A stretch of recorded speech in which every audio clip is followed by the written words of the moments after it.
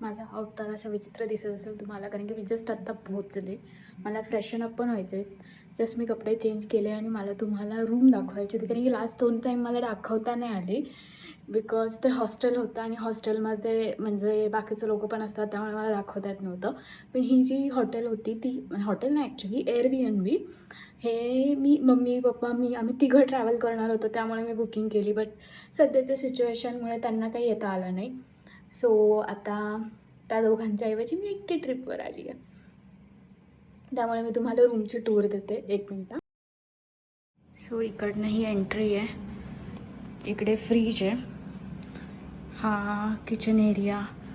इकडे ओव्हन वगैरे, इंडक्शनवर सगळ्या कटलरीज दिलेल्या आहेत, मायक्रोवेव्ह वगैरे सगळं ऑप्शन्स आहेत. त्याच्यानंतर या साईडला हे 3 बेड आहेत. जे ॲक्च्युली 3 बेड आम्हाला हवे होते, त्यामुळे 3 बेड आहेत. बाल्कनी आहे, पण बाल्कनी मी आत्ता सध्या ओपन नाही करत आहे. हा टी व्ही युनिट. इकडे मी आणि मेन म्हणजे वॉशरूम. वॉशरूममध्ये पाटबे. हां, basin area, toilet, washing machine, सगळ्या फॅसिलिटी आहेत. म्हणजे जर तुम्हाला असं निवांत स्टेसाठी यायचं असेल तर खूप चांगला ऑप्शन आहे. मी त्याचं जी लिंक आहे किंवा त्याचं डिझाईन नाव आहे ते डिस्क्रिप्शनमध्ये टाकेल. जर तुम्ही बुडापेस्टमध्ये येत असाल तर इकडे स्टे नक्की करू शकता. आणि बाकीचं आता मी सकाळी सांगाल, बिकॉज ऑलरेडी 12:30 झालेत. मला झोपायचं आहे, सकाळी लवकर उठावं लागणार आहे. Bye. Good morning in Budapest. काल रात्री मी थोडंसं छोटंसं व्लॉग शूट केला जेव्हा मी आले होते आणि मी खूप झोपत होते. आणि काल मी तुम्हाला म्हटलं तर मी बाल्कनी दाखवलं आणि मी स्वतःही बघितली नव्हती आणि मी तुम्हाला दाखवते. सो मी आता तुम्हाला ती बाल्कनी दाखवते. जस्ट एवढीशीच आहे. एक माणूस उभा राहू शकतो इथे फक्त. आणि म्हणजे बाहेर व्ह्यू छान आहे, पण एवढीशीच आहे. तर मला तर ओपन करायची पण इच्छा होत नाही आहे. पण बाहेरचं लुक तर ॲटलिस्ट छान आहे, बिल्डिंग मस्त आहे. आणि सकाळचे 6 वाजले. मी रेडी होत झाली आहे. मी तुम्हाला आउटफिट दाखवते आणि त्याच्यानंतर मी निघणार आहे. माहीत नाही एक्झॅक्ट कुठली प्लेस, बिकॉज मी असे प्लेसेस लिस्ट डाऊन केल्या आहेत. फर्स्ट कुठली आहे, सेकंड कुठली आहे ते still I need to figure out. But yeah, so let me show you my outfit. This is my outfit for today. याच्यावर जॅकेट येणार आहे ऑब्वियसली, बिकॉज बाहेर थंडी आहे. सो मी ते जॅकेट वगैरे घालणार आहे, बॅग पॅक करायची आणि निघायचं. बिकॉज चेकआउट करावं लागणार आहे. इकडे स्टोरेजसाठी एरिया नाही आहे. सो आपण भेटूयात फर्स्ट स्पॉटवर.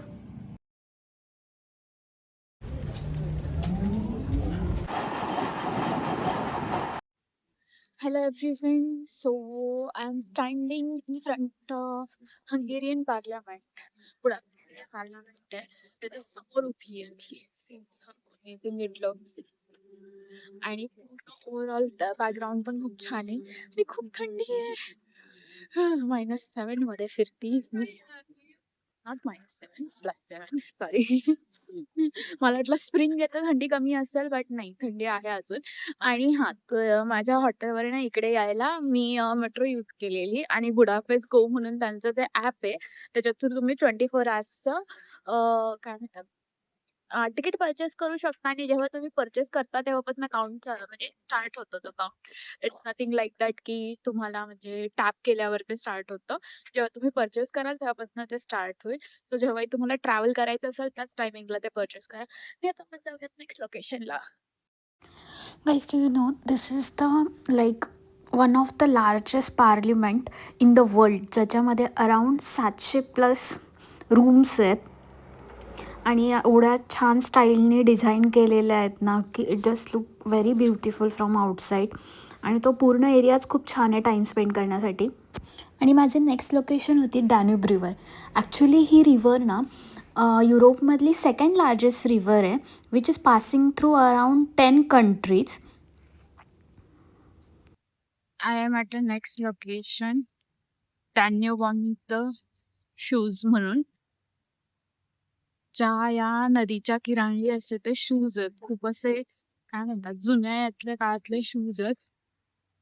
आणि इकडे व्ह्यू बघा. आज थोडं ढगाळ वातावरण आहे, त्यामुळे थोडं ते हे वाटतंय, पण मस्त आहे, टाइमपास करायला छान. I am just standing on a next location. हा ब्रिज दिसतोय मागे, सेम लंडन ची अशी थोडीफार वाईब नाही देत, but it is not in London, it's in hungry. आणि या ब्रिजचं नाव आहे, हवे ते अवघड आहे प्रनाऊन्स करायला, त्यामुळे मी इथे टाकून देईल. आणि see this how it looks. असं आहे ना, पण वारं खूप आहे. आता मी या बीच थ्रू जरा वॉक करेल आणि मी राहील, माहित नाही नेक्स्ट लोकेशन कुठली असेल, लेट्स सी. तुम्हाला मी माझ्यासोबत घेऊन जाईल, तुम्हाला मी फुल व्ह्यू व्हिडिओ दाखवते त्या ब्रिजचा. ॲक्च्युली बुडापेस्ट हे या रिव्हरमुळे बुडा आणि पेस्ट याच्यामध्ये डिवाईड झालेलं आहे आणि हा ब्रिज ते दोन्ही एरियाजला कनेक्ट करतो. गाईज मी तुम्हाला म्हणलं होतं ना की तो ब्रिज थोडा लंडन सारखा का दिसतोय.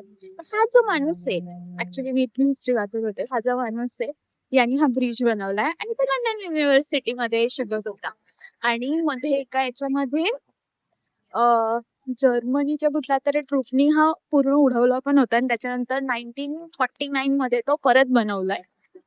सो हा रिबिल्ड केलेला आहे, असं ना.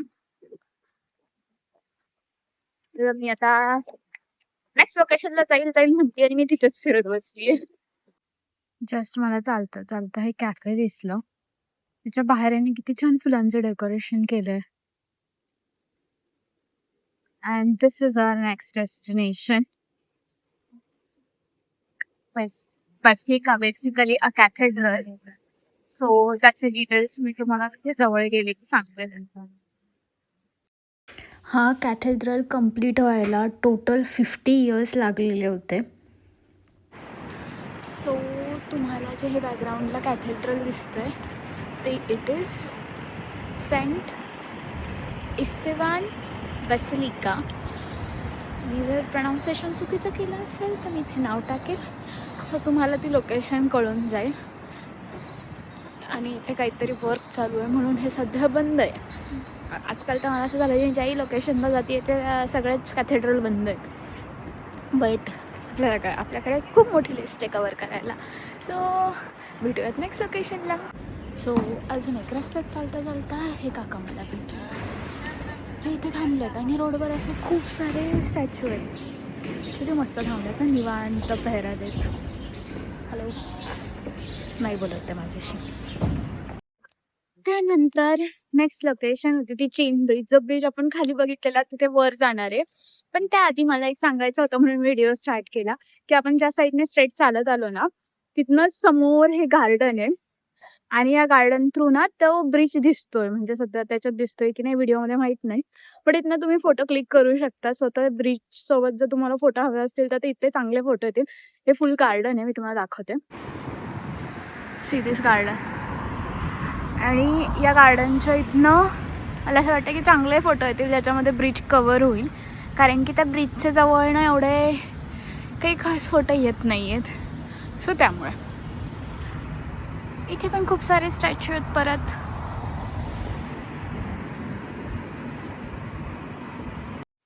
थोडेफार फोटो काढल्यानंतर मी इकडे आली आहे. सो हा पण एक स्पॉट आहे जो मिडल मध्ये, जिथनं तुम्ही याचा फोटो घेऊ शकता आणि याच्यासोबत फोटो घेऊ शकता जे चांगले येतात. सो हा एक स्पॉट आहे, तो सांगायला मी तुम्हाला हे केलं. सो मी आता पोहोचली आहे नेक्स्ट लोकेशनला. नेक्स्ट लोकेशन आहे हिरो स्क्वेअर, जे तुम्हाला मागे दिसत असेल. तर हा जो स्क्वेअर आहे तर या स्क्वेअरचं अशी हिस्ट्री आहे बिकॉज जेव्हा म्हणजे हंगेरियन याला जेव्हा 1000 इयर झाले होते आणि त्यावेळेस त्यांनी हा स्क्वेअर बांधलेला. सो इट जस्ट डिनोट की म्हणजे त्यांच्या हिस्ट्री बद्दल किंवा हा म्हणजे हिस्ट्री बद्दल ते एक खूप असं ऐतिहासिक गोष्ट आहे त्यामुळे. आणि याला युनेस्को वर्ल्ड हेरिटेज साईट पण डिक्लेअर केलेली आहे आणि याचं ना प्रत्येकाचं मिनिंग आहे. सो हे जे पहिले 7 हे जे खालचे दिसतात ना हे दॅट डिनोट्स की त्यांच्या ज्या हंगेरियन वेगवेगळ्या जाती प्रजाती होत्या तर त्या काहीतरी 7 होत्या. सो ते असे 7 पुतळे फुल सर्कलमध्ये आणि हा मोठा 35 मीटर्सचा जो एक खांब आहे आणि बाजूच्या याच्यावर जे आहे ते या साईडला 7 आणि या साईडला 7 असे काय म्हणतात राजे महाराजे किंवा जे सैनिक आणि स्वतंत्र काय म्हणतात असे स्वतंत्र सैनिक होते किंवा नॉर्मल सैनिक होते तर त्या सगळ्यांचे तिथे पुतळे बनवलेले आहेत. सो मी तुम्हाला त्या सगळ्या पुतळ्यांचा क्लोजअप दाखवते.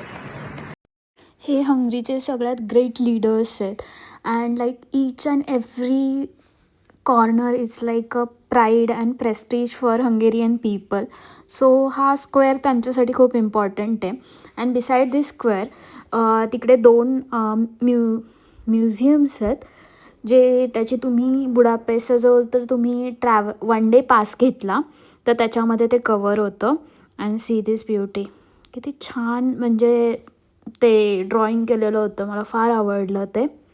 अपार्ट फ्रॉम ड्रॉइंग हे बाजूचं जे स्ट्रक्चर वगैरे होतं ना ते पण खूप छान होतं, म्हणजे एक युनिक टच होता त्याच्या डिझाईन्सला वगैरे. अँड नॉट ओनली दॅट, आणि त्याच्याच इकडे हे व्हाईट आणि ग्रे याच्यामध्ये अजून एक असं हे आहे, कॉम्बिनेशन खूप मस्त दिसतंय. असा एक वेगळाच टच येतोय त्या लुकला. माहित नाही ते एक्झॅक्टली काय, थोडाफार मी रिसर्च करते. मला असं वाटतंय की ते EU सुमित असतं ना तसंच काइंड ऑफ त्यांचं ऑफिस आहे. बट माहित नाही, मी सर्च करेल आता. सिटी सर्च वर. छान आहे.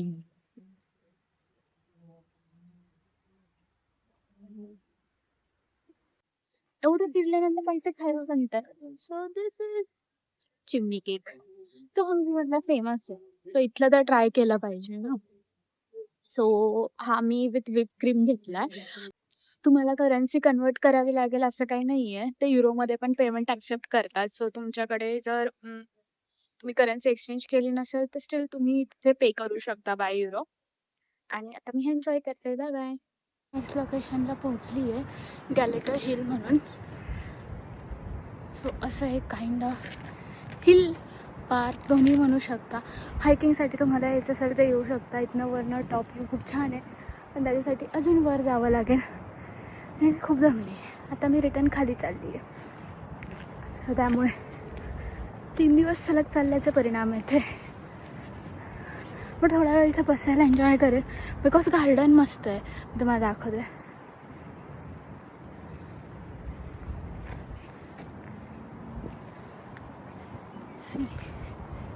एवढं छान पीसफुल, मस्त वाटतं इथे. थोडा वेळ इथेच टाईमपास करेल आणि मग मी खाली जायला परत निघेल. त्याच्यानंतर मे बी रिव्हर क्रूज करेल और नाही, ते डिपेंड करतं की मला खाली जायला किती टाईम लागतो आहे. आणि त्यानंतर सुवेनियर घेईल आणि बॅक टू ब्रसेल्स बिकॉज 6:30ची फ्लाईट आहे, सो लवकर निघावं लागेल. हा बुडापेस्टचा टॉप व्ह्यू किती छान दिसतोय, पण त्यासाठी एवढं मोठे हाईक तुम्हाला करावे लागणार आहे. So be ready. मी आता इकडे जाता जाता एक क्यूट थिंग बघितली, तुम्हाला पण दाखवते. हा जो रोड आहे ना याच्या इथे हे एक आहे आणि if you see this, open केलं त्याच्या आतमध्ये एक माणूस बसलेला आहे. कसला गोड आहे. त्याच्या हातात बंदूक आहे, सो तुम्ही त्याच्या निशाणावर येत. मला जस्ट अजून एक दाखवायचं होतं. ही जी लेन आहे ना ही नॉर्मल लोकांना, ही फर्स्ट वाली लेन ही नॉर्मल लोकांना चालण्यासाठी आहे आणि जी ही सेकंड आहे ते सायकलसाठी. आणि होल आणि इकडे हे ट्रॅम्पचं आहे, ट्रॅम्प रेल्वेच वगैरे. आणि याच्याच खाली इमिजिएटली इकडे गाड्या आहेत. समोर हा ब्रिज आहे. थोडी आता सनलाईट आली आहे तर हा ब्रिज अजून छान दिसतोय. आणि त्या ब्रिजच्या वर असे लव्हलॉक लावलेले होते.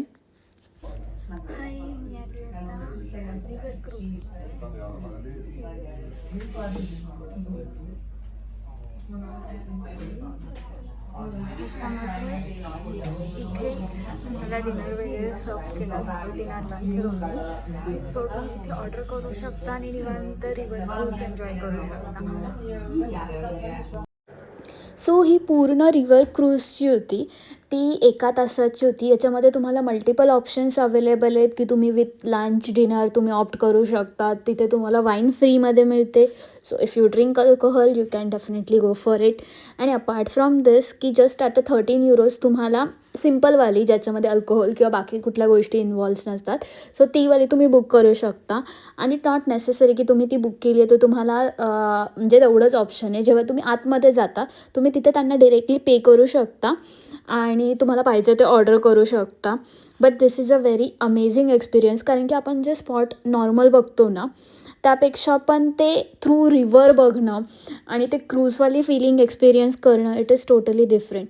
आणि हे जे हंगेरियन पार्लमेंट होतं म्हणजे मी खालून पण ते बघितलं, बट ते रिव्हरचं व्ह्यू तर थोडंसं रिव्हरमध्ये जाताना प्लस त्या रिव्हर क्रूजवर वर जायला ऑप्शन होता जो ओपन एरिया होता. सो मी ते वर बसून हे एन्जॉय करत होते. समटाईम इट्स जस्ट लाईक की तुम्हाला फक्त तिथे बसून एन्जॉय करायचं आहे.